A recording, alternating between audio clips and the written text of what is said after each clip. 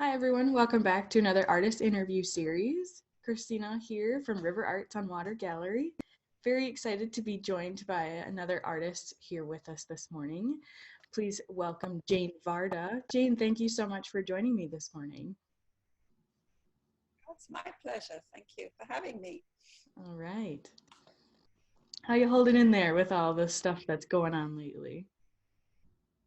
Well, I feel actually very lucky. I live in the middle of nowhere in the country, in the town of Bury, and I keep chickens, and I work at home most of the time, so this isn't too unusual.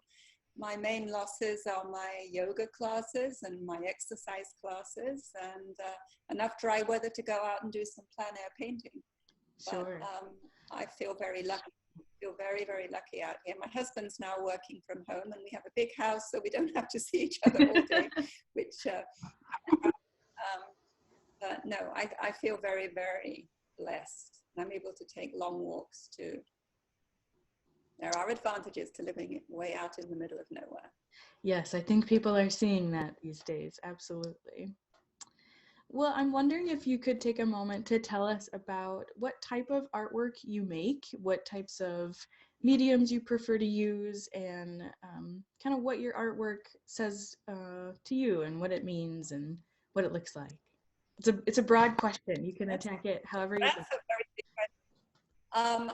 I'm trained in most media, but I mostly work nowadays in oils or pastels. One is obviously a wet, slightly toxic medium. One is a very dry, dusty medium, but the application is not dissimilar between the two. So they actually work quite well together.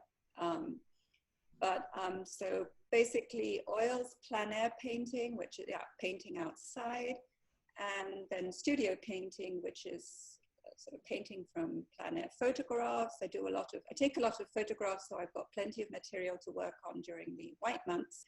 And I like to do still life too. And exactly the same with pastel. Pastel works particularly well outside because it is dusty and works. It's easy to use outside, easy to cart around, less setup unless the wind blows, and then you lose your easel and you're sort of scrabbling around on all fours trying to find all your greens that have blown into the ground. But that's the joy and the disaster of painting outside. Yes, absolutely. Can you tell me a little bit about your background and how you became an artist? Is it something you always knew you wanted to do, or did you discover it a little bit later? Can you tell me a little bit more about that? Of course. I'm not sure if I am an artist. I don't know. Only time will tell. Yes, I mean, as a child, I was always drawing, probably in my books and places where I shouldn't, but it's just always something that I've wanted to do. It's an imperative that won't be denied. It comes out regardless. And it didn't help that I wasn't particularly interested or good at mathematics, so art was a nice refuge. I grew up in England, as you can probably tell. I'm still very English. All my family live there, or my brothers and nephews and nieces and sisters-in-law. And I did an art history degree in England, and then I did a teaching degree in England. And then when I came here, I taught. I was a substitute teacher for a couple of years, had a family, and then decided I wanted to go back to school. And I went to what was MATC in those days, and now it's Madison College. Okay. Not quite knowing what to expect as a slightly older student. How old was I? I was in my mid to late 30s, and my children were in school. So I had the time to do this, and it was an absolute revelation. I absolutely loved it, and I had some of the best teachers and mentors, some of whom you know, John Ribble, Chris Gargan, John Andrews, Joanne Hayes. It was just wonderful, and whatever confidence I'd lost through having children and being at home and not working for a couple of years, came back in spades. I worked very hard. I really enjoyed it. I did every class I could lay my hands on, and got very interested in illustration. And because I had primarily started my art career from an academic point of view, doing an art history degree. And that was purely because my parents absolutely refused to let me go to the local art college, which when I look back as a parent now, I think probably they were right, although I still think my life could have gone very differently. But anyway, I went to university instead and went the academic route. And then when I went to MATC, and I started doing the studio classes, the painting classes, the illustration classes, the color and design classes, I knew I was in the right place. This was where I was meant to be, always meant to be. And from there, I started doing a little bit of freelance illustration, and Pleasant Rowland, bless her heart, stopped my career in that track, and I was hired on my portfolio show. I did not apply to work at Pleasant Company, and I wasn't a bit sure that that was where I wanted to go.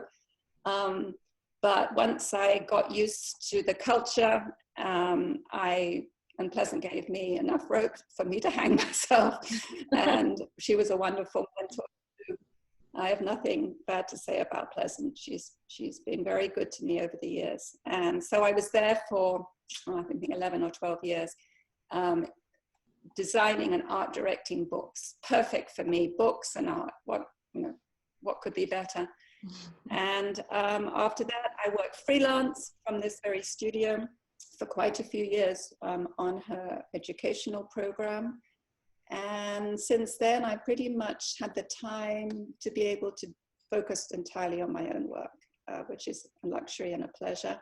And people like you and River Arts have been wonderful to me and very, very generous, and letting me show at the gallery. I was trying to think how long I've done that for, and it was, I think, 2012 maybe when I started. I'm not sure. It was not shortly after it opened, and three of you came over to my studio to visit and decided I was good enough, and it's a wonderful gallery. I love it. So thank you. So that's sort of roughly my story.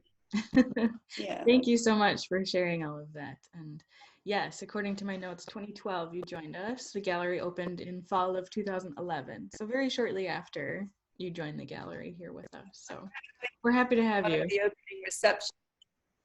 Well, thank you. Thank you. You've been very good to me. So my next question, it would be something that, it's a trickier question, I think, but what do you find the hardest part of being an artist? And this could be something as physical as having to chase down pastels on a windy day, or it could be something a little bit more maybe on the emotional side of things. Or the best part of being an artist. I mean, they sort of go hand in hand in a way. When you have a good day, it's one of the best feelings in the world. You might be tired, you might be covered in mosquito bites if you've been outside. But when you look at the piece you've done, maybe the next day, and you just get a feeling that you've managed to capture something and put something so fleeting and so transient onto paper. You've captured a moment. You've captured some color, some design. I'm not sure how emotional my paintings are. I'm not what I'd call a touchy-feely sort of artist. I think I've had too much academia and too much training. It's more technique. But it's just an incredible pleasure that comes from seeing line and color and just elements balance in a way that feels right. And it's very hard to put it into words. It's a sort of an aesthetic thing that is difficult to quantify. So conversely, when all that falls apart and I paint rubbish, and then I see something fabulous that somebody else has done, I think, oh, why do I even bother? But then it's that imperative. You get up the next day because you can't not do it. Right. And also what feels really great and helps is the feedback you get from other people. I participate in the Mount Horeb Area Artist Tour, and I'm not at all sure it's going to happen this year, but I've done it every single year. And you have a lot of people who come through your studio, and as the years have gone by, it's fewer tourists and more people who have bought from you in the past, have seen your work on your website, have been to River Arts or whatever, and they come back to see you. And at the end of that 3-day onslaught of talking, you've heard some very, very nice things. And that just, that just warms your heart. And people have bought paintings, people who've bought from you before come back and buy a second, third, even fourth or fifth time. And that is, hugely gratifying. Somebody would want my work on their wall, and you become their special person. They come back to see you year after year, and it's just very rewarding. But the freedom. Go ahead. Is it something where you kind of like, you get to know them a little bit personally, even though you only see them once a year, maybe, where how's your family? Where's this piece going? And they get to know you personally. And you just hope to God you can remember, who's who. And some of them really stand out. Yeah. They're so kind and so funny, and you've become their special person. And I have this funny accent, and I live in a house that looks a little bit like you've just gone to Italy or France or something. And yes, they come back and they bring you things. I have many stories. I won't bore you with them now, but no, it's a wonderful experience. To have that interaction with your public. It puts you in a rather scary place. I couldn't imagine what it would be like to be a celebrity or be famous. I think I would have to go, and I couldn't stand it. But for 3 days, people coming in and talking to you and looking at your work, and not all of them like it. I mean, that's fair enough. But just to interact with people and get their feedback, it's a very generous thing. Because we work in a very isolated way. I work alone a lot. Sure. As I alluded to earlier, this is such a big change for me. Mm-hmm. Having to be self-distancing. I'm permanently self-distanced, which is probably why I talk a lot when I get to do an interview or something. That's okay. Get together with my art. Anyway. You brought up an interesting point, and it's something that actually every artist I've talked to has brought up, and it's this balance between when you see another artist making work, there's this not sense of competition, but sense of comparison, maybe, that's unavoidable. And some people see it as very intimidating, and some people might see it as motivating. And I think it's an important thing for an artist to be able to see other people's work and critique it responsibly and be able to learn from each other. Is that something that you struggle with or enjoy doing, or? No, not at all. I love doing workshops, and I love going out. I have a group of friends, and we often go out and work together, or even when it's in the winter, we'll get together in my studio. I'm lucky enough to have a big space. No, I find we feed off each other. And we all work slightly differently, even though often our subject matter can be somewhat similar. But you could, you take a group of artists, put them out in a field, and everybody will paint something different. Everybody will do something different, and that's what's exciting. No, I feel blessed. I have a very close group of art friends, and in fact, we meet every Wednesday at the coffee shop in Cross Plains to talk about art and everything else under the sun. And we're a bunch of older, opinionated women, and I just love them. I love them all, and we're all different. And no, I like doing workshops too.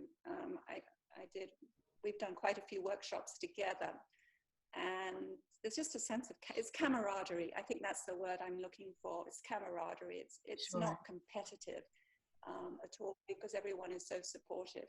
Mm-hmm. at least with the people I know. And if they're not, then I guess I don't particularly want to know them. That's a good way to handle it. It's not such a precious private thing. Mm-hmm. You know, that's why I don't mind teaching and demoing, because I've heard artists say, oh, I'm not going to do that because then somebody will steal my ideas. Well, fine, let's see what they can do with your ideas. Chances are they'll be very different, and they'll fall far short of what you're doing. So that's not an issue for me. No, I really enjoy my art friends, and they're the most generous people in the world, with their ideas, their sharing, their techniques. No, it's the camaraderie that Perfect. I really enjoy. Okay. All right. Well, Jane, thank you so much. I tend to wrap up interviews asking the same couple of questions. So the first one that I'll start off with is just kind of a funny one, and it's interesting to ask artists, and that is, in your studio practice, would you consider yourself a fairly neat, organized studio artist, or would you consider yourself a little maybe on the unorganized side of things, and you have piles of organized chaos, as John Miller called it? I think I tend to be fairly organized, because if I'm not, it drives me crazy. Again, how things look and how things sit together matter to me. I can get very upset if something's not hanging the right way, or I've got a big clutter around me. That said, when I am working and I'm in the middle of a painting, you will see messy rags on the floor. You'll see paint all over the place. And then when I finish, I clean up and put everything away, because if I'm going to start another painting, I start fresh. It's the same. It's how I cook too. It's the same idea. You know, you sort of clean up as you go along. But sure. No, there are times when my studio looks, or parts of my studio look just disgusting. And then I always do obviously a big cleanup before we have any open houses or studio tours. I wish it was tidier, but it's my clutter, and it's pretty organized clutter actually as I look around me. It looks quite neat at the moment, so yeah, I think you're doing just fine. Honestly, I didn't touch up too much, knowing this was coming this morning. It's what it is. It's how I work. So, long answer, I would say that I'm sort of in the middle. Okay.